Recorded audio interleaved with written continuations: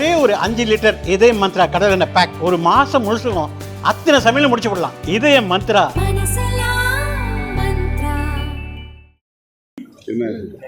பாஜக கூட்டணி உடைக்க நிறைய பேர் முயற்சி செய்யறாங்க.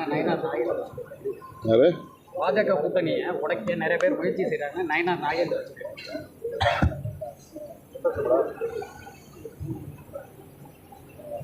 நீங்கள் அவர்கிட்ட தான் விளக்கம் கேட்கணும்.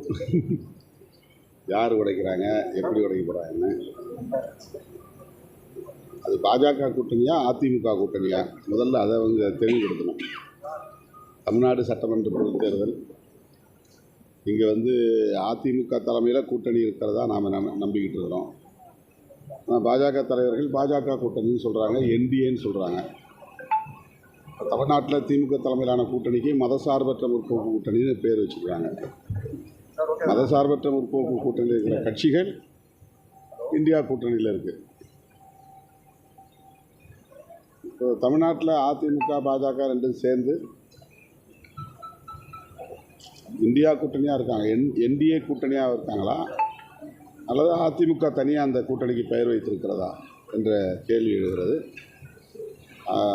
அதிமுகவும் பாஜகவும் மட்டுமே இப்போது ஒரு கூட்டணியாக இணைந்திருப்பதாக சொல்லப்படுகிறதே தவிர பாமக, தேமுதிக ஆகிய கட்சிகள் இந்த கூட்டணியில் இடம்பெற்றதாக தெரியவில்லை. அப்படி இருக்கிற போது இந்த கூட்டணியை யார் உடைக்கப் போகிறார்கள்? அப்படி உடைக்க வேண்டிய தேவை என்ன இருக்கிறது? இந்த கேள்வி எழுதுகிறது. இது இயல்பாக எழுதுகிற கேள்வி. திமுக கூட்டணியில் பாமக வரதா ஒரு பேச்சுவார்த்தை போயிட்டு இருக்கு. இப்போ பாமக திமுக வந்தால் பிசிகோட நிலைப்பாடு என்னவா இருக்கும்? இது மீண்டும் மீண்டும் கேட்கப்படுகிற கேள்வி, ஒரு யூகமான கேள்வி. அப்படி ஒரு நிலை வந்தால் வரும்போது கேளுங்கள் சொல்லுகிறேன். கூட்டணிக்கு அதிமுக தான் தலைமை அப்படின்னு நிலை வந்தால் விடுதலை கட்சியில் சேர வாய்ப்பு இருக்கா? ரொம்ப கிடுக்கி பிடி போட்டு கேள்வி கேட்குறீங்க. அதில் பாஜக இருக்குமா இல்லையான்னு நீங்கள் சொல்லலாம். இல்லை, பாஜக பாமக இருக்கிற இடத்துல நாங்கள் இருக்க மாட்டோங்கிறது ஒரு நிலையான நிலைப்பாடாக எடுத்திருக்கிறோம். பாஜக இல்லாவிட்டால் ஏன் நீங்கள் அதிமுக பாஜக கூட்டணி உடைக்க விரும்புகிறீங்க? இப்போ உடைக்க விரும்புகிறதே இப்போ நீங்கள் தான். ஊடகவியலாளர்கள் தான் உடைக்க விரும்புகிறீங்க. அவங்க 2 பேரும் ஒரு கூட்டணியாக இருக்கிறாங்க. அவங்கள ஏன் உடைக்கணும்? அவங்க 2 பேரும் ஒன்றா இருக்கிறதுல நமக்கு எந்த கசப்பும் இல்லை. அதிமுக எச்சரிக்கையாக இருக்கணுங்கிறது என்னுடைய வேண்டுகோள். அவ்வளோதான். நீங்கள் திமுக கூட்டணியில் குறைந்த தொகுதிகள் கொடுத்தாலும் கொள்கை அடிப்படையில் இருப்போம்னு சொல்கிறது உங்கள் தொண்டர்களை சோர்வடைய வைக்கிற மாதிரி இல்லையா? ஆகாது. நாங்கள் தொண்டர்களை அந்த மாதிரி நாங்கள் கொள்கை அடிப்படையில் செழுமைப்படுத்தியிருக்கிறோம், அரசியல் படுத்தியிருக்கிறோம். குறைத்து கொடுத்தாலும் எண்ணிக்கையை பற்றி கட்சிக்குள்ளே இதுவரை எந்த பிரச்சனையும் வந்ததில்லை. கூடுதலாக கேட்கல, குறைச்சியா வாங்கினீங்க அப்படின்னு இதுவரை எந்த பிரச்சனையும் வந்ததில்லை, வராது. நீங்களாம் சொல்கிறத வச்சு நாங்கள் இனிமேல் நெகோசியேஷனில் பார்த்துக்குறோம், பேச்சுவார்த்தையில் பார்த்துக்குறோம். எங்களுக்கு நீங்கள் சொல்கிறதெல்லாம் எங்களுக்கு ஊக்கமாக இருக்குது. அந்த ஊக்கம் எங்களுக்கு இந்த தேர்தலில் ஒரு நல்ல பலனை கொடுக்குன்னு நான் நம்புகிறேன். குறைஞ்சது எத்தனை தொகுதிகள் கேட்க போறீங்க? அது அந்த நேரத்தில் முடியும். தமிழ்நாட்டில் போதை பழக்க வழக்கம் அதிகமாகிட்டே இருக்குது. இப்போ நடிகர் ஸ்ரீகாந்த்லாம் கைது செய்யப்பட்டிருக்காரு. இதை தடுக்க தமிழக அரசு எந்த நடவடிக்கை எடுக்கணும்? உள்ளபடியே இது மிகவும் அதிர்ச்சியான ஒன்று. அதில் திரைத்துறையை சார்ந்தவர்களும் பாதிக்கப்பட்டு இருக்கிறார்கள் என்று தான் நான் பார்க்கிறேன். அவர்கள் இதை தொழிலாக செய்கிறார்கள், வருமானம் தேடுகிறார்கள், நாட்டை பாழாக்குகிறார்கள் என்று நான் குற்றம் சுமத்த விரும்பவில்லை. நடிகர்கள், நடிகைகள் உட்பட புகழ்பெற்றவர்கள் கூட போதை பழக்கத்திற்கு ஆளாகி அடிமையாகி சீரழிகிறார்கள் என்பது கவலையளிக்கிறது. எனவே தமிழ்நாடு அரசு மதுக்கடைகளையும் மூட வேண்டும், இதர போதைப் பொருட்கள் புழக்கத்தையும் தடுக்க வேண்டும். இதற்கு கூடுதலாக கவனம் செலுத்த வேண்டும். தனி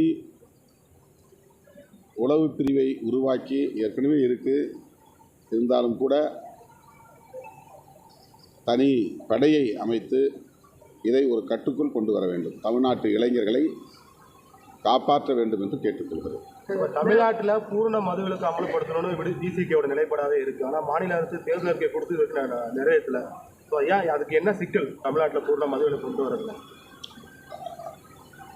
திமுகவுக்கு என்ன சிக்கல் என்பதை திமுக தான் சொல்ல வேண்டும். ஆனாலும் நாங்கள் கூட்டணி கட்சி என்கிற முறையில் மறுபடியும் திராவிட முன்னேற்றக் கழகத்திற்கு அந்த தேர்தல் வாக்குறுதியை நிறைவேற்ற வேண்டும் என்று வலியுறுத்துகிறோம். எது எது மதிமுக துறைக்கு ஒரு கேட்பிட்டார் சார், எங்களுக்கு கூடுதல் சீட்டு கேட்போம் அப்படின்னு முன்னாடி வந்து கேட்குறாங்க, நீங்கள் கேட்க மாட்டேங்கிறீங்க, ஏன் அந்த பாயிண்ட்டுக்கு வர மாட்டேங்குது? இல்லையா, நான் பலமுறை சொல்லியிருக்கிறேன். சண்முகம் கேட்டிருக்காரு. நான் பலமுறை சொல்லியிருக்கிறேன். ஒவ்வொரு கட்சியும் கூடுதல் தொகுதி கேட்பாங்க, நாங்களும் தான் கேட்போம்னு சொல்லியிருக்கிறேன். குறைச்சி கொடுத்தாலும் இருப்போம்னு சொல்கிறீங்களே.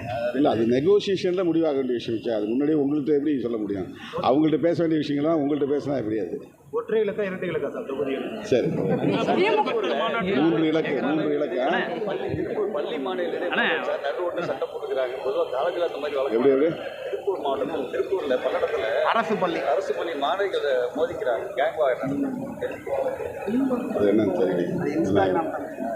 திமுக கூட்டணியில மட்டுமே சிலர் வந்து குறிப்பிட்ட இது மாதிரியான சர்ச்சைகள் இருக்கு. கூட்டணிக்குள்ள எதுவும் வந்து சலசலப்பு இல்லை, அது திமுக கூட்டணியை குறிவைத்து பலரும் எழுப்புகிற கேள்விகள், ஊடகங்களும் அதுக்கு இடமளிக்கிறது. திரும்ப திரும்ப இந்த கேள்வியை கேட்டு ஒரு குழப்பத்தை உருவாக்குவதற்கு ஊடகங்களும் முயற்சிக்கின்றன. இது தேவையில்லாத ஒன்று என்று நான் கருதுகிறேன். சார், இந்த முருகர் பக்தர் மாநாட்டில் அரசியல் பேசலன்னு நயினா நாகேந்திரன் சொல்லியிருக்காரு. எது? முருகர் பக்தர் மாநாட்டில் நாங்கள் அரசியல் பேசலை அப்படின்ட்டு நயினா நாகேந்திரன் பேசுகிறோம். பெரியார் அண்ணாவை பற்றி இழிவாக அல்லது கொச்சைப்படுத்தும் வகையில், அவர்களை அவமதிக்கும் வகையில் வீடியோ ஒளிபரப்பப்பட்டதா இல்லையா என்று அவர்தான் சொல்ல வேண்டும். அதிமுககாரர்களே அதில் எங்களுக்கு உடன்பாடு இல்லை, அப்படி நாங்கள் எதிர்பார்க்கவில்லை, அது எங்களுக்கு அதிர்ச்சி அளிக்கிறது என்று சொல்லியிருக்கிறார். அது வெறும் முருக பக்தர்களுக்கான மாநாடாக இல்லாமல் அது மோடி பக்தர்களின் மாநாடாகத்தான் நடந்தது. சார், விசிகா மீட்டிங்கோட